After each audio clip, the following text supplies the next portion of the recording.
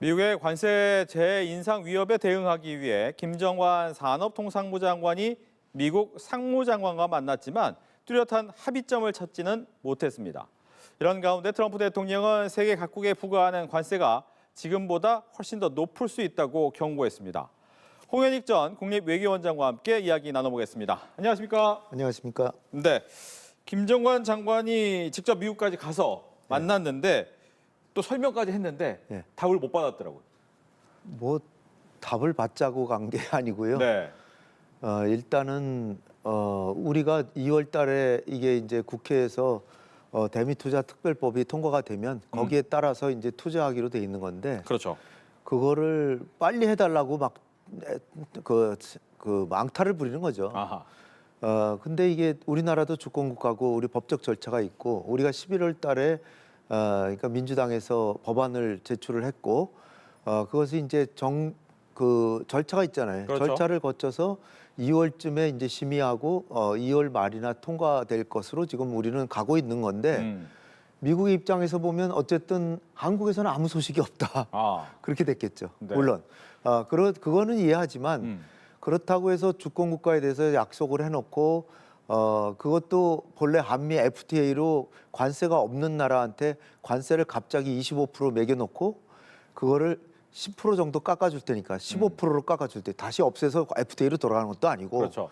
10% 깎아줄 테니까 투자해라 그래서 3,500억 달러라고 하는 천문학적인 투자를 하기로 했는데 다행히 이제 우리 정부가 오랫동안 그 인내심을 갖고 협상을 해서 여러 가지 위험 요소가 많았는데 잘못하면 띄일 염려까지 있었는데 띄지는 않게끔 하고 투자처도 우리하고 상의하게 했고 처음에는 자기들이 마음대로 투자하겠다. 원하는 곳으로 하겠다. 그냥 돈 내놔라 현찰. 그럼 내가 투자하겠다. 네. 망하든 말든 망하면 뭐 운이지 뭐 이런 식이었어요.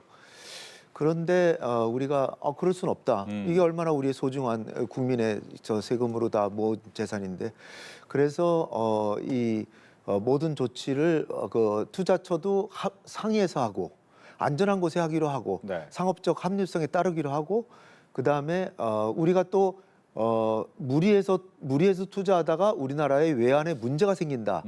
그러면은 좀 중단할 수도 있고 그런 조항까지 다 넣어놨어요. 네. 그러니까 우리도 주권국가이기 때문에 아무리 우리가 미국의 흑자를 많이 봐서 미국의 입장에서는 자기네 적자를 갖다 주는 나라니까 좀 안 좋게 생각할 수는 있지만 그렇다고 해서 우리가 뭐 물건을 강요한 적이 있습니까? 미국이 다 원해서 파는 거지. 미국의 누군가는 원했기 때문에 보낸 거 아니잖아요. 네. 우리가 무슨 한포가 있어요? 군함이 있어요? 뭐가 있어요? 미국에서 제발 좀 팔아달라 그래서 파는 거 아닙니까? 그러니까 우리가 죄진 건 없어요. 근데 하다 보니까 흑자가 재작년에 517억 달러 나가지고 그랬는데 그래서 지금 김정관 장관이 러트닉을 만난 이유는 네. 이렇게 잘하고 있다. 걱정하지 마라라고 안심시켜주러 간 거지. 그러면 뭐 취소하겠다. 뭐 그렇게 할 사람들도 아니고요. 예. 그리고 애초에 중요한 것은 트럼프가 겁줄 때 겁먹지 말자 하는 거예요.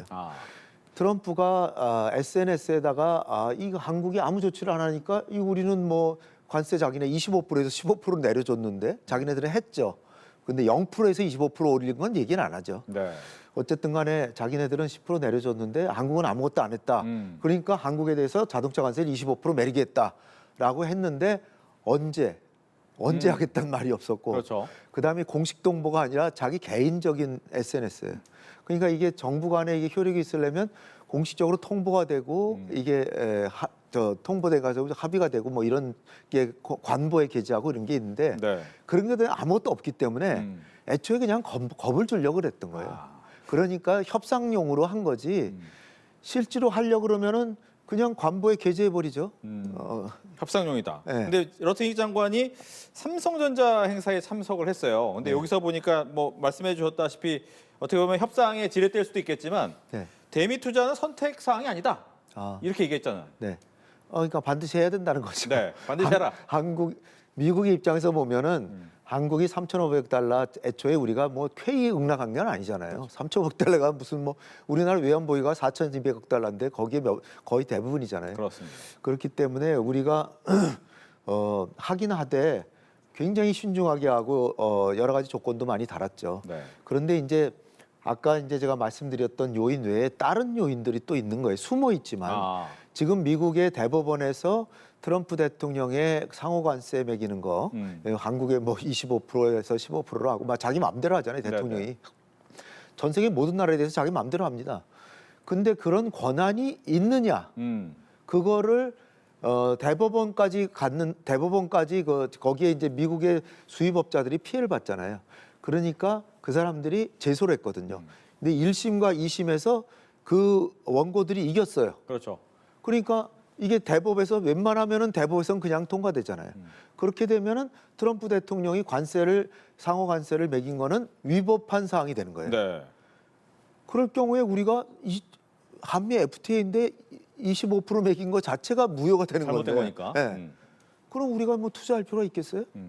그러니까 트럼프 대통령은 한국이 그거를 기다리면서 지연 전략을 쓰고 있다라고 생각할 수가 있는 거죠. 꼭 그랬다는 게 아니라 네, 의중이 그럴 수 있다. 생각해 볼 수는 있죠.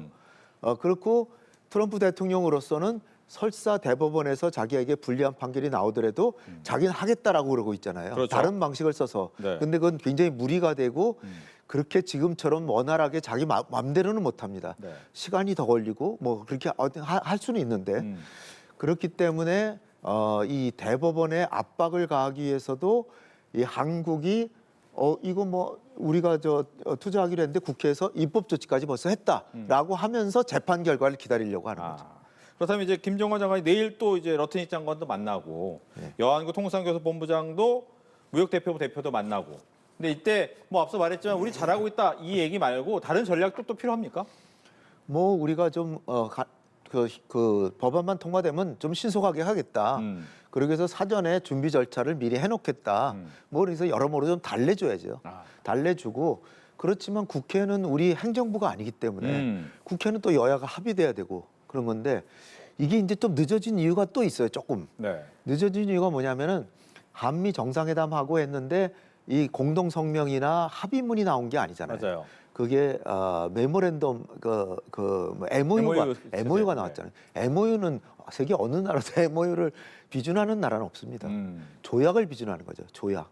그래서 이 행정협정 같은 건 비준을 안 하거든요. 네. 근데 지금 한국의 야당은 뭘 강조하냐면 그게 국민에게 재정적 부담이 되니까 실질적으로 해야 되는 거 아니냐. 네. 형식적으로는 안 하는 게 맞지만 그런 상황에서 그걸 비준을 해야 된다라고 주장을 하면서 시간이 지연된 거죠. 그러니까 여야가 합의가 되는데 그 여당 쪽에서는 이건 행정협정이니까 네. 이거는 비준 대상이 아니다라고 해서 그냥 바로 법안을 제출해 버린 거죠. 근데 지금 야당 입장에서는 한미 간의 합의 자체를 따지고 싶은 거죠. 근데 거기 이제 안 맞아서 좀 시간이 지연됐던 건 있을 수 있습니다.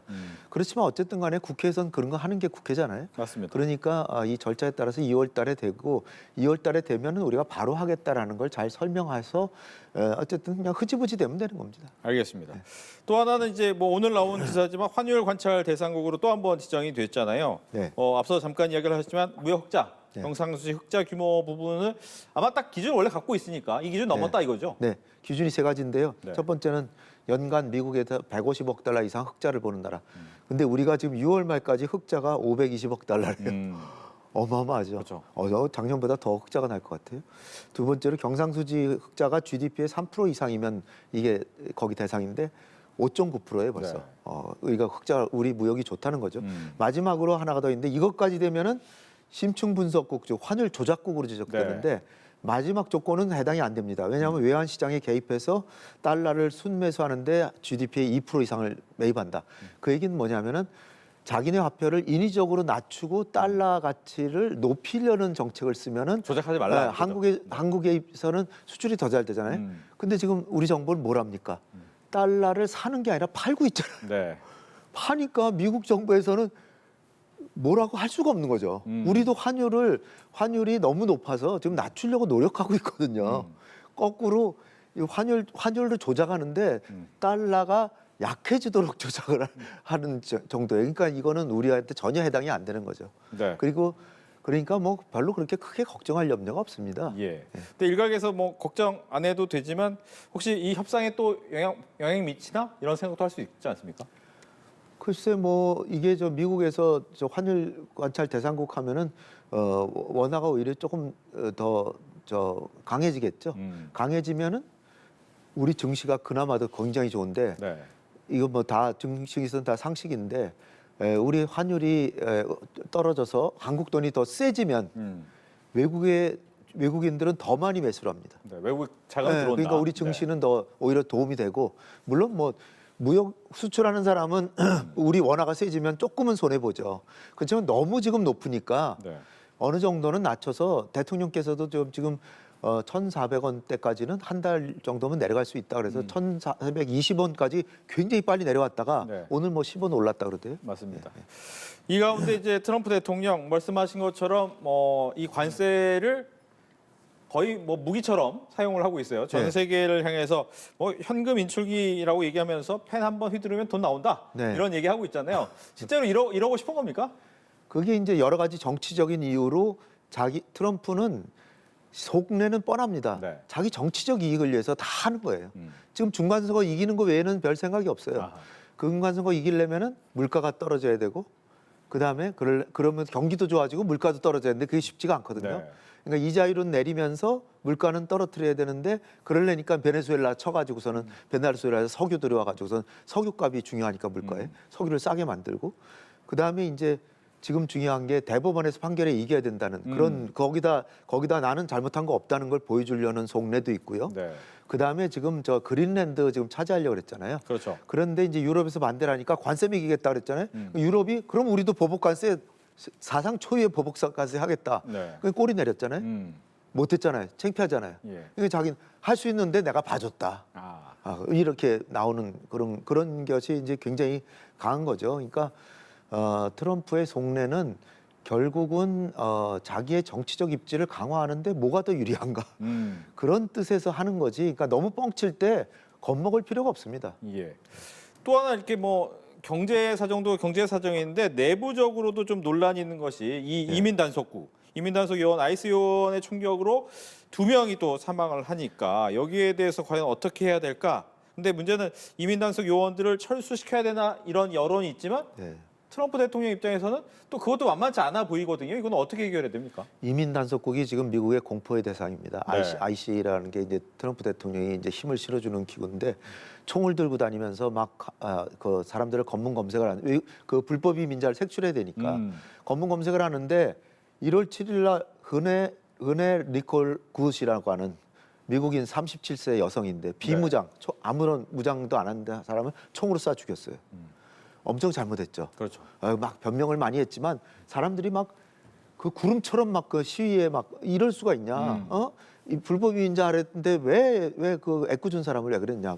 그랬는데 며칠 전인 1월 24일 날 알렉스 프레티라고 하는 37세 남자 간호사에 네. 쓰러진 여성을 부축하는데 그 IC 요원이 올라타가지고 5명이 올라타가지고 등에서 총을 쏴가지고 10발을 쐈는데 그중에 5발은 등에 맞은 거예요. 그러니까 이 사람은 총을 갖고 있었지만 네. 당시에 그 쓰러질 때 손에 갖고 있었던 거는 핸드폰이었다는 거예요. 착각한 거죠. 네. 이 핸드폰을 총으로 손에 주머니 속에는 있었는지 모르겠어요. 그런데 어쨌든 이 죽은 다음에 당국에서 발표한 게 총을 소지하고 있었다. 그런데 그 총을 갖고 있는 게 아니라 총은 주머니 속에 있고 핸드폰을 들고 있었던 거죠. 그런 사람을 사살해서 엄청나게 지금 저 반대 여론이 들끓고 있습니다. 네. 그러니까 이제 국경 자르라고 하는 사람이 정 그렇다면은 우리 뭐 요원을 뭐 저 감축하거나 철수할 수도 있다.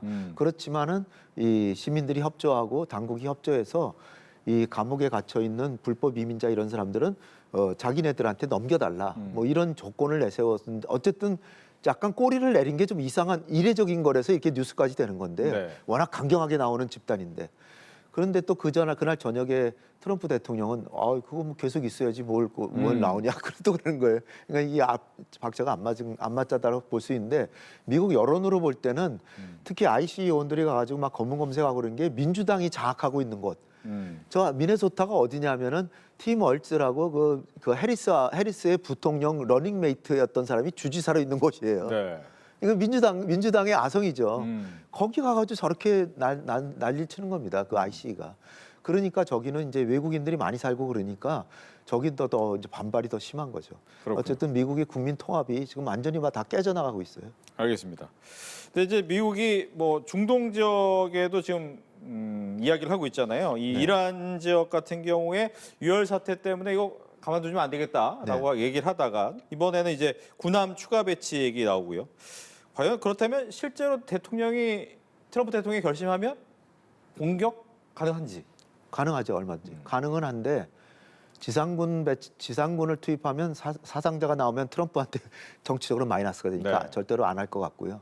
하면은 작년 6월 달에도 뭐 10일 작전인가 뭐 이스라엘하고 막 서로 뭐 미사일 쏘고 막 그랬잖아요. 아, 예. 그때 미국이 그 B2 스텔스 전략 폭격기 같은 걸 막 보내가지고 핵 시설을 갖다가 핵이 지하 뭐 50m 막 이렇게 있는데 그걸 미사일로 쏴가지고 한 번에 거기까지 못 가거든요. 네. 한 번에 10m 뚫고 그 위에 또 쏘고 또 쏘고 또 쏘고 해서 50m 지하에 있는 그 요원들을 다 섬멸했다는 거예요. 무섭죠. 그래 이게 이제 우리한테도 참고가 되는 겁니다. 네. 대북 전략에도 김정은이 만약 어떻게 했을 때 김정은도 안심할 수만은 없는 거예요. 우리가 핵무기가 없다 그래서 네. 그 안심할 수 있는 건 아닙니다. 그러니까 재래식 무기라도 쏜 데를 계속 쏘면은 지하 깊은 데 있어도 거기까지도 갈 수가 있어요. 그런데 이제 지금 그런 건 얼마든지 가능하고 아니면 해안에 있는 뭐 함대 아니라 토마호크 같은 네. 거를 쏜다든지 전투기를 보내서 뭐 공격한다든지 핵시설을 한다든지 아니면 수비대 같은 데를 공격한다든지 하는데 요원 암살 이를테면 아야톨라 하메이니 뭐 이런 사람을 암살하고는 쉽겠죠. 그렇지만은 그거는 이제 작년에 그렇게 본보기를 보여가지고 굉장히 요즘에 이제 보안에 신변 안전에 신경을 쓰고 있기 때문에 그건 쉽지 않을 거고요. 이란의 입장에서는 거꾸로 그러면은 지금 미국이 공격하는데 애초에는 너무나 대량 살상을 많이 하니까 지금 이란이 지금 사실 속으로 난리 난 게요. 이란의 정권의 지주가 되는 게 뭐냐면 상인들이 세력인데 네. 상인들이 장사가 안 돼가지고 다 망해가지고 지지 세력의 기둥이 무너진 거예요. 그 사람들이 시위를 해. 그러니까 이슬람 정권의 기둥인데 그 사람들이 시위를 해. 그러니까 아야톨라 하메니도 지금 굉장히 수세에 몰려 있어요. 그러니까 지금 이란 당국이 추정한 사망자만 3,000명이고요. 네. 미국의 인권단체는 5천 명에서 2만여 명까지 사망자를 보거든요. 그러니까 트럼프가 이제 이게 핑계거리가 딱 나왔잖아요. 이렇게 많은 대량 살상을 할 때는 난 개입할 수가 있다. 그래서 항공모함을 에이브라함 링컨 항공모함도 저 아태 지역에 있는 걸 저쪽 중동으로 보내고 속속들이 그게 그 군함이나 이 정찰기 이런 것들이 다 속속들이 모이고 있습니다. 그래서 항공모함 한 대는 전투기만 70대 이상이 있어요.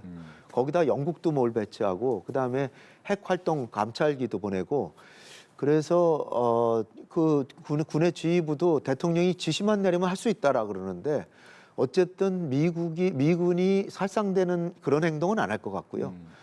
그렇지만은 한번 본때를 보일 수는 있다.